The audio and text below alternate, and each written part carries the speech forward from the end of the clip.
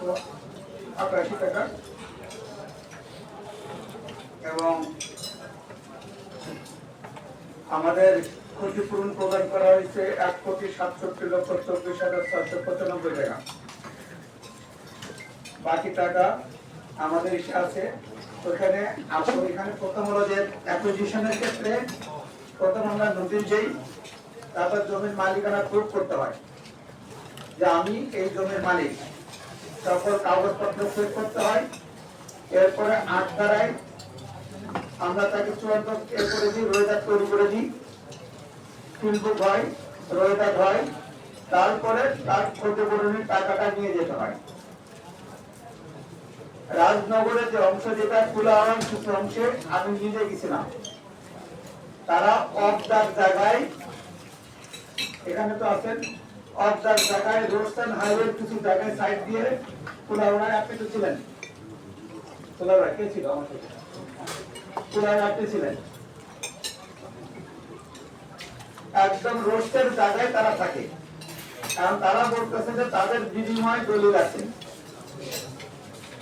বিনিময় দলিল আছে, তবে রেজিস্ট্রি না, হাতে লেখা বিনিময় দলিল, হাতে লেখা বিনিময় দলিল এক্সেপ্টেড কিনা আমার জানা নেই। আমি যতটুকু আইন জানি, হাতে লেখে কেউ যদি বিনিময় দলিল করে দেয়, রেজিস্ট্রি না হয়, সেটা গ্রহণযোগ্য না। এর ভিত্তিতে সরকারি কর্মচারী হিসাবে পেমেন্ট দেওয়াটা আমার জন্য খুব কঠিন। সেগুলো আমরা তাদের আবেদন করতে বলছি, বিচার বিবেচনা করা হবে যে আইনগতভাবে সে পাবে কি পাবে না। বাকি যে টাকা সেগুলো অ্যাকাউন্টে আছে। এখানে আরেকটা বিষয় হচ্ছে, গত 9 মাসে 5 জন এলো পরিবর্তন হয়েছে। একজন এলো আসার পরে তার কাগজ বুঝতে সময় লাগে 1-2 মাস, 5 জন এলো পরিবর্তন হয়েছে। এবার একটা বেশি না যাওয়ার কারণ আমরা রাজনগর মোড়ে কুলাউড়ার 8 ধারা নোটিশের কাজ চলতেছে রাজনগরে। সদরে এখনো প্রাক্কলনে হয় নাই, সদরে এখনো টাকা আসে নাই, টাকা আসে নাই সদরে, কুলাউড়ার টাকা এখনো আসে নাই, শুধু রাজনগরের টাকাটা আসছে মনু নদী প্রজেক্টে, ওইটার কার্যক্রম চলতেছে।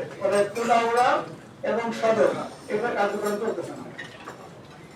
যখন টাকা আসবে এরপরে হলো কার্যক্রম শুরু হবে। আমাদের এই টাকাটা আসলো কত তারিখে? 78 কোটি ডিসেম্বর মাসে, ডিসেম্বর মাসে দিচ্ছে। এরপরে আমরা কার্যক্রম নোটিশ করতে হয়, নোটিশ করার পরে ফিল্ডবুক তৈরি করে, রোয়েদাদ তৈরি করে, তাকে চূড়ান্তভাবে শুনানি করে তারপরে তাকে পেমেন্ট দিতে হয়। সেটাই একজনের টাকা আরেকজন নিয়ে যাওয়ার কারণেও মামলা হয়েছে, রিকভারির জন্য মামলা হয়েছে। ফলে আমরা অধিকতর নিশ্চিত হয়ে আমরা টাকা দিতে চাই এবং আজকের দিন পর্যন্ত আমি বলবো যে আমাদের 8 জন